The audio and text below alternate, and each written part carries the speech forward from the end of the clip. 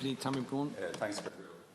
When we downloaded the 585-page draft agreement on the withdrawal of the UK last Wednesday evening in my own office, like many others, I turned very quickly to the protocol on Ireland and the Northern Ireland from page 302 or so, as you know, Minister. On the first reading, of course, it did seem the protocol seemed to satisfy Ireland's core and essential demand that there couldn't be returned to a hard border in Ireland. The preface to the protocol acknowledged, among other basic realities, the unique circumstances on this island, the importance of the Good Friday or the Belfast Agreement, and the rights of our Irish and EU citizens in Northern Ireland, and the commitment to unfettered market access from goods moving from Northern Ireland to the rest of the UK, and to the UK being committed to protecting and supporting continued North-South and East-West cooperation, also seem to indicate that Michel Barnier and the EU of 27 and the various UK negotiators had produced a reasonable compromise on avoiding a hard border and arranging the exit of the UK from the European Union. And of course, on a number of occasions, Minister, you know, on his visits to this House, a number of us did, put it to Michel Barnier how much we depended on, good solidarity for the current Irish government in this whole endeavour. The protocol, of course, including the backstop, Article 2, the extension of the transition period, Article 3, the rights of individuals in the fourth article, the Common Travel Area, Article 5, sets out the important basic requirements of preventing the return to a hard border. And most importantly, Article 6, of course, keeps the UK in the Customs Union, but also refers to the Joint Committee adopting detailed rules for the two parts of the Customs Union before July 1st, 2020. And of course, unfortunately, Minister, I know it's access to waters and fisheries. It's not covered by this commitment. The reference to the single electricity market in Article 11 and the common provisions in Article 15 are also noteworthy, as are the Specialised Committee and the Joint Consultative Working Group on implementation of the protocol in Articles 16 and 17, and the review of the backstop protocol, the critical, important Article 20, Minister. They're framed very briefly, but they do seem to give a basic guarantee that the protocol cannot be abandoned unilaterally by the UK, and that the representatives of the people of Northern Ireland must have an input.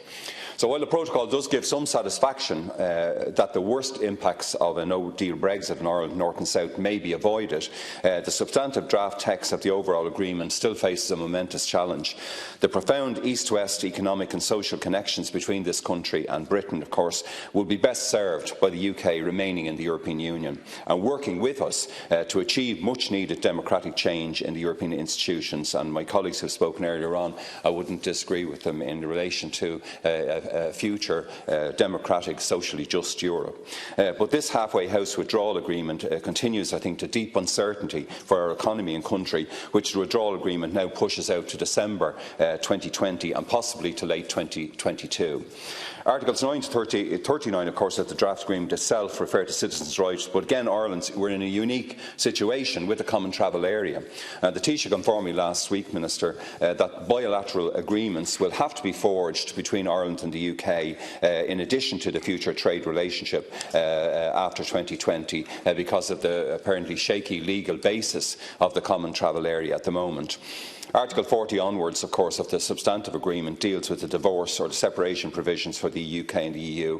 And the UK Brexit Department's commentary on this shows how EU economic and legal order in the UK is brought, it says, what it calls to an orderly conclusion, which again sounds very ominous for us Irish, both North and South. And although sections like Article 62 to 65 on ongoing police and judicial cooperation, Article 70, 74 on data and information, Article 79 to 85, they give some hope that there will be a clear alignment of the EU and UK in key areas post-2020 or 2022. Articles 126 to 132 of the withdrawal agreement on the transition, of course, confirm that Brexit uncertainties and disruption may continue for many years into the future.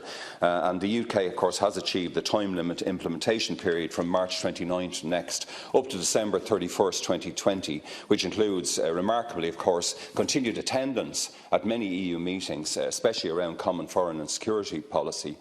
But it's alarming for our fishing communities, Minister, that the EU intends to negotiate its own fishing opportunities, and it's there in black and white from 2021. The Protocol on Ireland, Northern Ireland, of course, gives the UK the right to request an extension of the implementation period before July 1st, 2020 if a future agreement to supersede the Protocol can't be finalised by December 2020. And the UK then obviously has a choice either to implement the agreed Northern Ireland backstop or to seek an extension of the implementation period.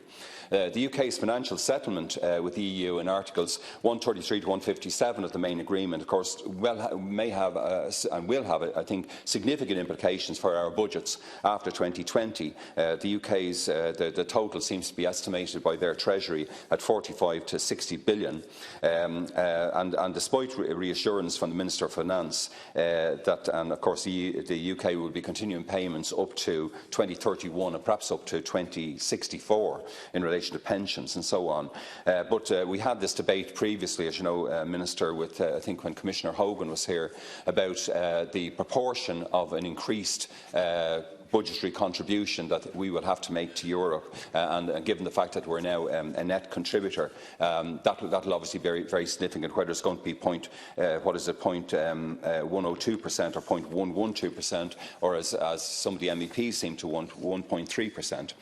Obviously, the draft agreement and the Northern Ireland Protocol would seem to need a small miracle to pass through the House of Commons. Like many others, I've closely followed the debate in the British Labour Party about the whole Brexit policy of UKIP and this chaotic Tory government. The admirable Keith Starmer MP, of course, has devised 6 tests that the British Labour Party believes any Brexit deal should include. These tests are a future close relationship with the EU, and I quote, exact same benefits as the UK now has in the single market and customs union, the fair management of migration, rights and protections for workers, the protection of national security, including against crime, and being fair to all regions and nations of the UK. Now, it's hard to see how the draft agreement before us can possibly pass the second test. So it's understandable why many UK Labour representatives and activists want to reject the agreement and go all out to eject this terrible Tory government. But of course, many leaders of UK Labour opinion, such as the distinguished journalist Paul Mason, have urged the party to offer a second referendum when Prime Minister May is defeated on this deal and when a general election comes about. But UK Socialists and Social Democrats, in common with the broad left across Europe and in this House, they need to look again, of course, as previous speakers have said, at the core reasons why the UK voted for Brexit in the first place. They were that, certainly in protest at the bureaucratic and remote character of the EU institutions, the ferocious race to the bottom character of much EU economic policy, including the disastrous, unregulated financialisation which devastated so many EU countries in the crash since 2008, and which Fianna Fáil and Fine Gael, of course, implement in this country, and the unforgivable treatment of Greece, our own country, Portugal and many regions of the larger states. All of this created the atmosphere which produced Brexit. For those of us, and I believe it's most of us in this House, who want a confederal Europe, President Macron and Chancellor Merkel, they still haven't learned the lesson of Brexit. This fantasist who is now the President of France, President Macron, he's still going around demanding a European army as his own people put on the yellow high-vis jackets and march out for their rights on the streets. So it would be best, if the UK stayed beside us and worked to reform Europe, and they're leaving us as the only common law jurisdiction, of course, in the new entity. The whole current negotiation process led by led by Barnier has been predicated on making it very hard for any state to leave. Indeed, leaving the UK, or the EU minister, it has been compared to the Eagles' old song, the Hotel California, where you can check out any time you like, but you can never leave.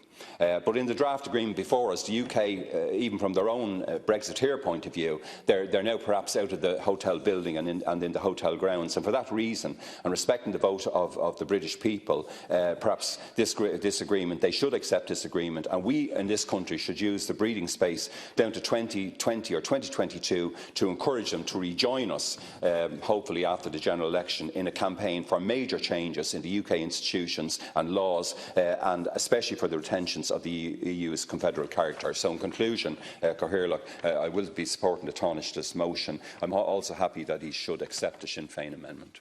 Deputy Broughan,